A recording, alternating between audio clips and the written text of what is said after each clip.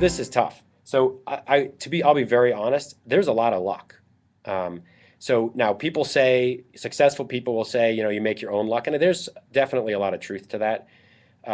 But there also is just plain luck as well. And so, but realistically, if that you can't control luck, so if it's stuff that you can target, the number one thing is for me, the single most important aspect of a new business that I look at is the passion of the entrepreneurs. I have to be able to see in their eyes and in the way they compose themselves that this is an idea they can't not do.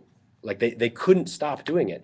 And actually, one of the tests for that, and we do this with our own employees, is if you are willing to work at if you're not willing to work at Mass Challenge for free, then you're not worth paying, right? I need people that are so engaged and excited and passionate about the concept they're working on, about the business that they're supporting, about the idea that they're pursuing, that they would do it for free forever because it is so important to them. That is the single greatest thing, because that way you will find your luck.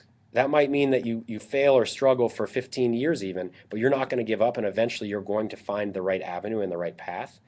You look at a company like iRobot, and this is a hardware company, robotics company, and they didn't raise money for a decade, any significant money. And they just couldn't stop doing it, tinkering, the excitement, the love for robotics. It's such an unlikely success story, and now it's a huge brand all over the world with multiple lines of business, world-class brand leader, amazing people.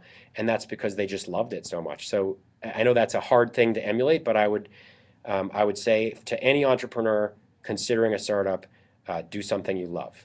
Even if you don't know what the technology outcome is, nobody really knows. A lot of startups pretend they know the answer, but Mass Challenge was very different at the beginning than it is today. Everybody is going to have to pivot and navigate, and the key decision point is whether you love it. So I would say that is the most important, and then stick to your values.